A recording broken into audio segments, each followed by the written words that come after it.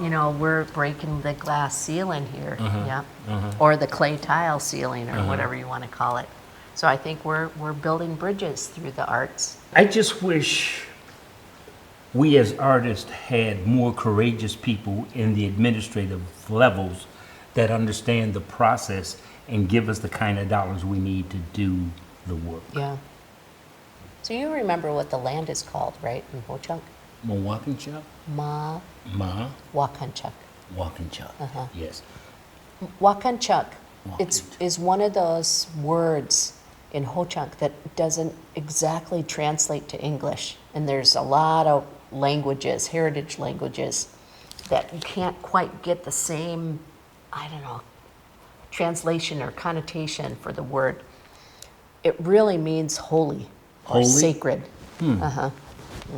Holy, sacred. That's what that Maa Wakacak, that's what that means. So the land itself that we operate on, where the studio is, this 1,500 acres, it wasn't originally called that.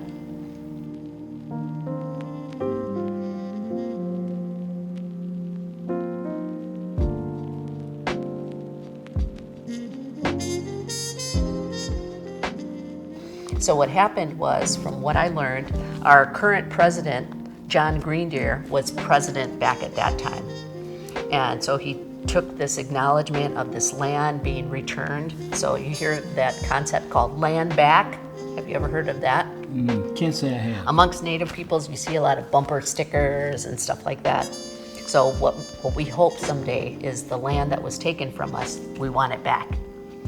So we got this 1,500 acres back, so land back. As a start. Yes. I get And so that. John I get took that, you know, acknowledgement to what we call the traditional court. And the traditional court is composed of 12 members, and those 12 members represent the 12 different clans of the Ho-Chunk people. So and most of them are elders. So John took, you know, that we were able to, with Senator Tammy Baldwin helped us in this. So we met our goal. We were able to get this land back. So now that we have this land back, should we call it something? And so the traditional court members kind of mulled it over and came back, and they told John that, yes, we'll name it Maa Wakacak, sacred land or holy land. You know, I also like the way you are always, when it comes to the texturization of the tiles, how you're always using natural tools from the land. What kind of a shell was that? Oh, that was wampum. Wampum, yes. And that's Very subtle. that's very Wakacak nice. too. Okay, okay. Because some of the early treaties that were signed amongst the Haudenosaunee people, also known as, Europeans renamed them, the Iroquois people, they kind of used those beads made out of wampum shell to create these treaty belts. Yeah, That I've was- heard of them and seen specials on the making of Yeah, them. and those are made out of that wampum or quahog shell. Okay. So that purple shell, you know, is very sacred, very special. So having that as a part, you know, just the kids playing around and experimenting with it. Right. Yeah, they were playing around with that, experimenting with that. They were experimenting with pine cones. They were experimenting with, those had to be black walnut Yes. shells. Yeah. The hands of 200 children were involved in the making of these tiles, you know, when we worked with them at the Wingra School, and giving them, you know, a better understanding of these things that maybe we take for granted, this little pine cone that's on the ground. You know, that's actually showing us the future of that tree through that little pine cone. So if we can use elements of that little pine cone, which is kind of ensuring the future of all pine trees in that area, you know, what if we enlisted those help to make the textures? Make the textures. Well, I'm going to be really anxiously awaiting the firing of the tiles, because as we see them here, the colors are pastel and chalky. It's going to be the clear glaze that we paint on and then fire them that's going to put the glass with a glazed surface on these tiles. And there's so much more that cannot be seen and will be revealed when the tiles are fired.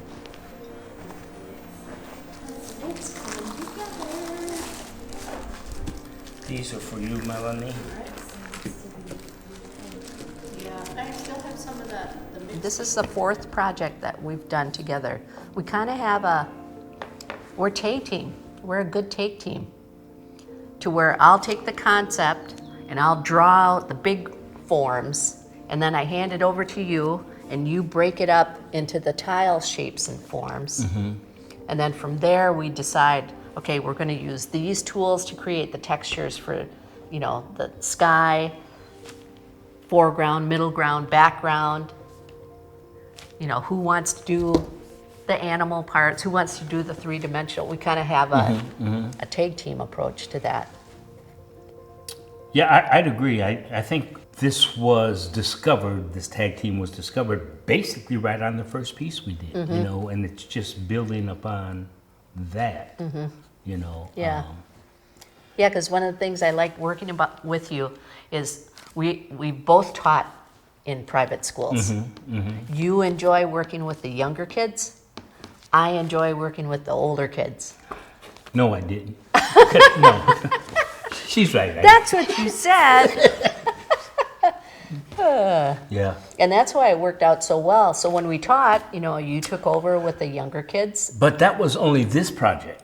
You know, if we get more projects like that, that's fine, you know. But I think I had the most fun on the junior high project. But I'm telling you, your Ho-Chunk family on the first project, the way they would rib each other, they had me in stitches. Yeah.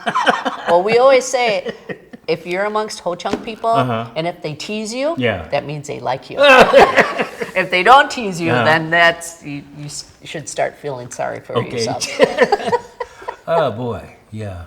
My hope is that, you know, because we're both good educators, that maybe this will give us an opportunity to engage with more school communities. I have always had adults coming up to me and saying, how do we get a chance to do this? I'm saying that to say I think there's just as many adults who would be interested in participating in a tile texture making session, those tiles which would go to a bigger composition. Yeah, I'll just never forget though, when we did our first one, it was you, me, Felix, and I think it was just the three of us, and then those other people, the leaders from Sauk County. And I think I had asked them, you know, when was the last time that a creative team composed of people of color was able to do a big art installation? You remember that? You made that comment? No, I don't quite remember it, but I can bet you they were like... Never. Right. Right. So, you know, we're the breaking the glass ceiling here, or the clay tile ceiling, or whatever you want to call it. So I think we're building bridges through the arts. You know, there's enough walls that already exist. Yeah. Our projects are building bridges amongst the community, and I think that's a really good thing. I just wish we as artists had more courageous people in the administrative levels that understand the process and give us the kind of dollars we need to do the work. Yeah. It's just, to me, it's just the lack of courage, because the dollars are there. You know, the lack of courage for them to stand up and say, listen, this process is equally as important as the development of AI or whatever, you know, but maybe they're coming. I hope so. Yeah. I hope so, because, you know, when we put these up, whether they're indoor or outdoor installations, I mean, these guys are going to last for decades. Yeah. Yeah. I like working with clay because it's very forgiving. Even in this state, it's very forgiving because it's still clay. After it's fired, it's stone, and it goes through that whole physics process, but is very flexible, very giving, you know, and it always says yes. Yeah.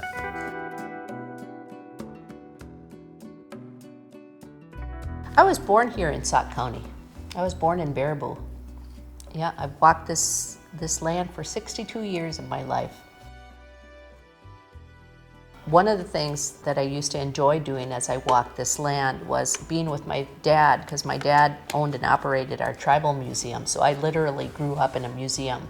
And Dad loved to look for stone artifacts, evidence of indigenous peoples living in this land for 1,000 years or longer. And so, especially in the spring, we'd go to places like Plain and Reedsburg and, right after the farmers do their first plow, and we'd walk up and down those rows looking for stone artifacts. Yeah. Well, that's what Dad would look for. Okay. Dad was looking for the arrowheads and the axe heads and stuff like that. For me, I was looking for the pottery shards. The shards. Clay has always spoken to me. I grew up about a quarter mile from the Wisconsin River, just north of Wisconsin Dells, and there were natural clay deposits right there alongside the river.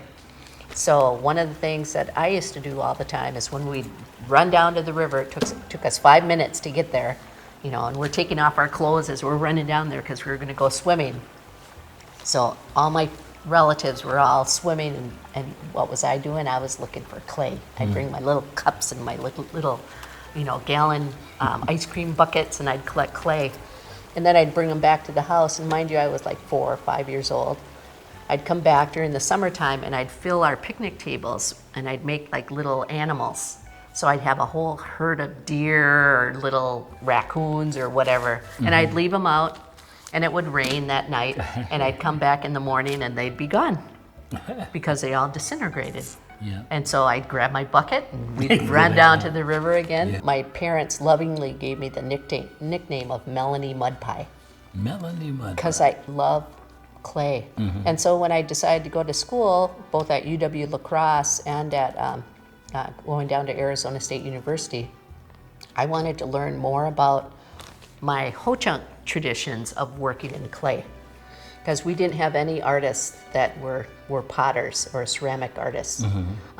Our traditional practices, in which people were making all their soups using clay vessels, no one was doing that anymore because the introduction of cast iron, they didn't need to make their own clay vessels anymore. Yeah. So that's why I moved down to the Southwest. And down there I got to work with some of the best potters in the country and relearn kind of that historical information that I lost because we didn't have any more makers. And that's when I started my practice. So when I first started doing juried shows, I was doing it as a potter. But I tell you probably know this already, setting up as a vendor with ceramics is a pain. I would always acknowledge my friends who are like Navajo jewelers because they bring in their little attaché Right. case and then bam, they open it up and there's their stuff, Whereas with us, it's like you're lugging, containers and you have to be careful because they're fragile. Okay. So, when I launched Leaf 10 years ago, it was just something that I was hoping that would, gain traction. And during COVID, it showed me that, we get our fabrication team together and people are interested. So I'm really feeling like our collaborative stuff is really lending itself to almost like a BIPOC renaissance here in Wisconsin. I'm seeing more public art, I'm seeing more Native peoples, more people of color engaging in communities. I don't know if you're seeing that in Milwaukee, but here in the rural part of Wisconsin, I'm seeing a lot more folks engaging. I remember my first experience, this was in Chicago.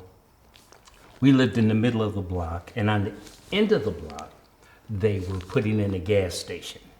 So of course they had to dig down for the tanks, and then there was the clay, and I took the clay, and I thought I would make these heads, which I did, and I knew you had to fire the clay in an oven. So what did I do? You took it to the oven in your house. And they exploded. And but I mean, just the whole idea of being able to manipulate this stuff into something you saw in your head, into reality, was one of the things that led me to doing clay when I went to the Art Institute in '79, you know, and studying just two subjects, ceramics and lithography. I got really bored with throwing it on the wheel, and one day I walked in and this person was using this slab roller. I said, okay, there it is. That's what I want to do. And another thing I liked about working with the slab, it was very similar to working a lithostone that you had to print on, because you had to draw. So I could roll out slabs and I could draw on them, I could put texture on them. And I came to the realization that we can use almost anything to create texture for the surface of any composition, you know. But And I think, you know, the universal use of clay amongst all cultures, you know, is something that we can kind of all, especially for you and I, in terms of who our ancestors were, and knowing that they all use clay to some degree as well. It's interesting because when I do residencies with kids, one of the first things I ask them is, I want you to make a list of everything that has clay in it. And some of the things that they don't realize, like sometimes like lipstick, Pepto-Bismol, kitchen tiles, cups, things like that. They come to realize that there's some form of clay in them, and it just broadens their understanding of the use of the material. And I think when we had, like in particular, our first project, Earth, Sky, Water, you know, a lot of the families came in and some of them had never worked in clay before. You know, so the thing I was trying to emphasize to them is, you know, we always say as Native peoples, we have a strong connection to the earth, to the natural world. So what better way to engage in that than to make things out of clay? And I think that really took away a lot of the inhibitions that they had. I remember talking to some of them and telling them, listen, there are no mistakes. Just go at it. There are no mistakes. And they enjoyed themselves. Very much so. They still talk about it. Oh, good. Yep. Why are you a part of this thing called the Rural Urban Flow? I'd say it's because of the potential. A lot of people are probably tired of hearing the term cultural creatives, but that's basically what we are. That's basically what those who are coming into this are cultural creatives. We are not, with what we do, copying a model. We're creating the model with respect to, people out here embracing what people in the city do, and vice versa, you know. And it's opening up a lot of new avenues for both. It is dispelling a lot of bad myths for both, you know. Once again, because of the land and being a part of, or being able to come out here in the land is a big part of why I feel like I stay connected to the flow. I'm with it actually, spiritually, metaphorically, the whole concept of however you could use the word flow. But that's me. How about you? Well, I guess one of the things that I've enjoyed, especially since, you know, I met and worked with Martina first, you know, as a part of the flow. When we had a retreat somewhere in Baraboo, we met at 2 different locations. Martina, Patterson, and I sat next to one another, and then we eventually started doing activities together through this retreat that we had, flow retreat. And I just started learning more about, you know, things that we had in common, and one of those was the interaction that we had with kids. One of the things that she shared with me with the children that she had worked with in different programs, and one that you guys worked with together, is that some of the children that she was working with in Milwaukee had said they had never seen the lake. So here they are in one of the largest cities in the United States, next to this practical ocean, and they had never seen the water. And so what that showed me was, Okay, that's with the younger generation. What about the adults that I'm going to meet through Flow? Have they ever been to Sauk Prairie? Have they ever, had some sort of interaction with wild turkeys running across the road, or fireflies in an open yard, or just the fact that we can park here and be in front of over 1,000 acres of land that's just right now at this moment just available to you and me. This brings such a sense of peace and comfort, and you can just open up the garage door and just breathe. Sometimes in the concrete jungle, I bet you can't do that. And that's why I think it's just one of the things about being Native, we're always working on balance. And so if you're engaged in the concrete jungle and you're, working in a large city and noises and stuff, you need to balance out your body, your mind, your heart, and your spirit. And you can come here and do that. And to me, I was thinking, as the administrator of Little Eagle Arts Foundation, if we can provide a space like that for our friends in the big cities, then, I'm thinking of just not necessarily just for art making, but our overall health and well-being and our happiness. Yeah. If we can share this with our friends from the cities, let's do that. Because there's so much medicine out here. Not just in the air and the space and the light and the water, but in the plants. There's just so much medicine that a lot of people are not aware of or have not experienced. I remember we always went to camp as kids, so this kind of brings me back to that as well, having an opportunity to get out of the city. Yeah. And then, being able to be creative in a different environment, because mind you, I lived for 30 years in Phoenix, Arizona. That's the 5th largest city in the United States. So I know what it is to live in a concrete jungle. Okay. I often wonder about the art that I make in that environment and setting versus the art that we make out here. Different? And, yeah, I see, in my own work, I see subtle differences. Okay. Yeah. I seem to be a lot more tight and a lot more regimented by the time that I have to spend on art when I'm in the city. Whereas out here, it's like, I can work on it, I can take a break, I can go for a walk or grab my bike and go for a spin, and to kind of have that freedom.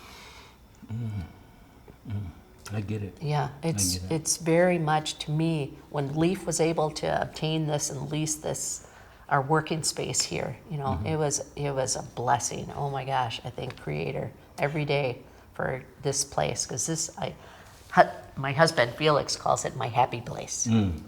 Not to mention, for me anyway, the income that it has brought to me. These projects have, unbeknownst to you, always come in at the right time, just when I need it. You go to people in the city, hey, I'd like to do a ceramic tile mural. A what? No, we ain't got no money for that.